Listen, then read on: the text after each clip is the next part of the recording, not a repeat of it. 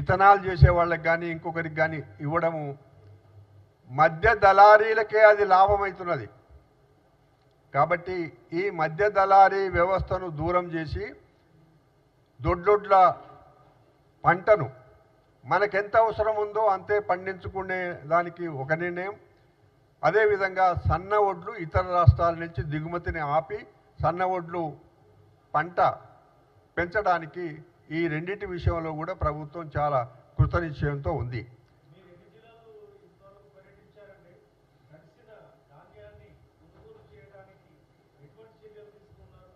చూడండి, రోజు ముఖ్యమంత్రి గారే స్వయంగా చెప్తుంటే వినండి మీరు అడిగిన నేను చెప్తా, వినండి. తడిసిన ధాన్యం అనేది ఈ దేశంలో ఉమ్మడి రాష్ట్రంలో కానీ ఇప్పుడు కానీ గత 9 సంవత్సరాలలో చూస్తే తడిసిన ధాన్యం ఏంది, ఒట్టి ధాన్యానికి కూడా గతి లేదు. ఒట్టిగా ఎండిపోయిన ధాన్యంలో కూడా విక్రయ కేంద్రంలో 2 కిలోలు, రైస్ మిల్లుకు పోయిన తర్వాత 3 కిలోలు, ఈ విధంగా మీరు ఇష్టం వచ్చినట్టు రైస్ మిల్లల చేతిలో రైతుల ప్రాణాలు పెట్టింది. మేము అట్లా చేయాలి.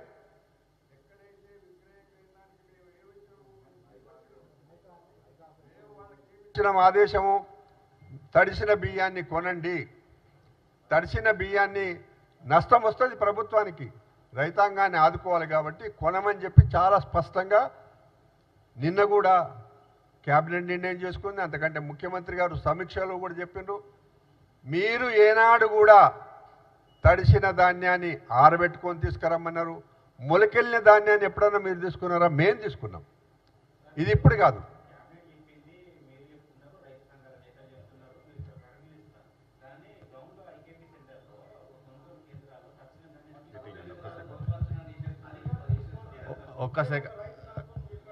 లేదు, నీకు తడిసిన ధాన్యం విషయంలో మీరు అన్నట్లుగా కింద గ్రౌండ్లో లేదు. గ్రౌండ్లో ఉన్న పరిస్థితి నేను చెప్తా. ఇప్పుడు ఎక్కడ ఉంది, కామారెడ్డిలో 1,00,000 క్వింటాలు తీసుకోవాల్సింది ఉన్నది, భూపాలపల్లిలో కొనాల్సింది ఉన్నది. మెజారిటీగా అన్ని జిల్లాలలో కూడా చివరి స్థాయికి వచ్చింది. ఇక్కడ ఏమవుతుంది, నీకు వర్షం ఎప్పుడు వస్తుందో తెలియని పరిస్థితులలో రైతులు కూడా దాన్ని కప్పుకుంటున్నారు. కింద ఏదైతే ఉందో కింది భాగం తడుస్తున్నమాట వాస్తవము. కొన్ని జాగాలలో తూకం వేసిన తర్వాత సంచులు నింపిన తర్వాత సంచులలో లారీలు కొంత ఆలస్యమైనప్పుడు మీద పత్రాలు కప్పుకున్నా ఆ కింద సంచుల అడుగు భాగం తడుస్తుంది. కానీ ఏదైతే తడిసిందో తీసుకపోయిన తర్వాత ఎక్కడ కూడా మిల్లర్ కట్టేసినటువంటి పరిస్థితి లేదు. ఎక్కడన్నా ఎవరైనా మిల్లర్లు ఇబ్బంది పెడితే కూడా మాట్లాడి కిలో కట్ కాకుండా కూడా దించిపించే ప్రయత్నం చేస్తున్నాం. అట్లా జరుగుతుంది కింద. కానీ ఇక్కడ ఏదో కొంత చూపించేది భూతద్దలు చూసినట్లుగా కింద మాత్రం ఆ పరిస్థితి లేదు. మేము ఎందుకంటే అన్ని జిల్లాల్లో మాట్లాడుతున్నాము, కొన్ని జిల్లాల్లో తిరిగినాము. మీరు అన్నట్లుగా తడిసిన ధాన్యాన్ని కట్టేయడం కానీ కొనుగోలు చేస్తారన్న దాంట్లో మాత్రం వాస్తవం లేదు.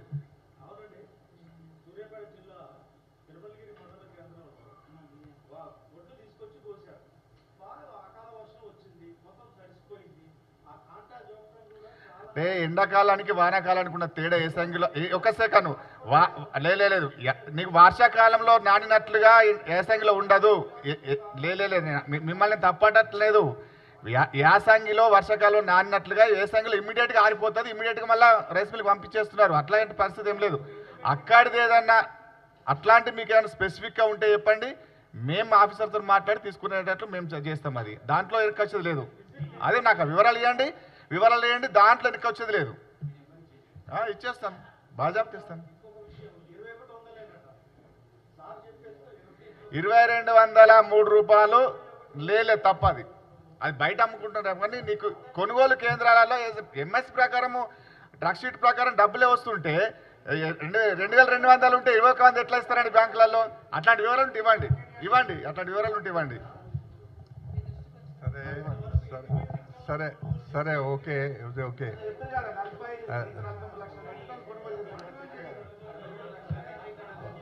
ఒక ఏమంటారు?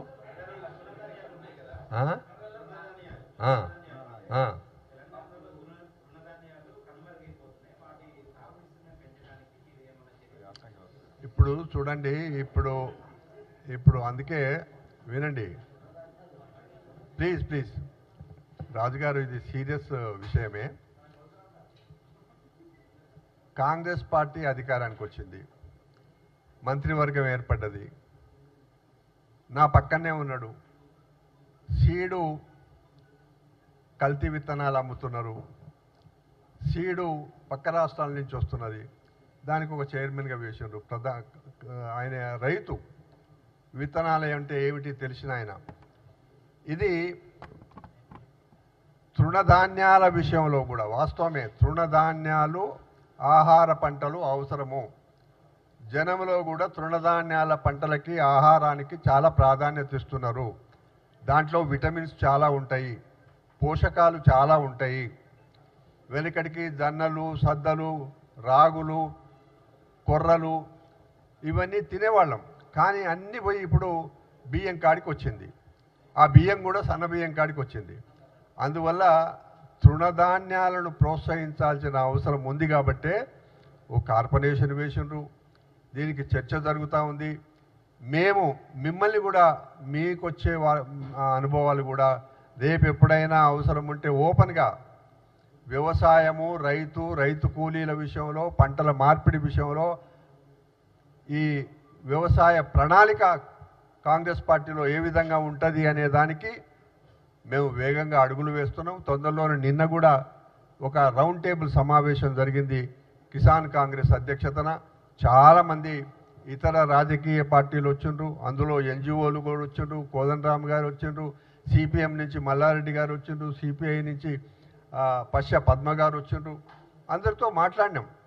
ఒక విషయానికి వచ్చినాం, మేము ఒక ఆలోచనకు వచ్చినాం, ఒక నిర్ణయానికి వచ్చినాం.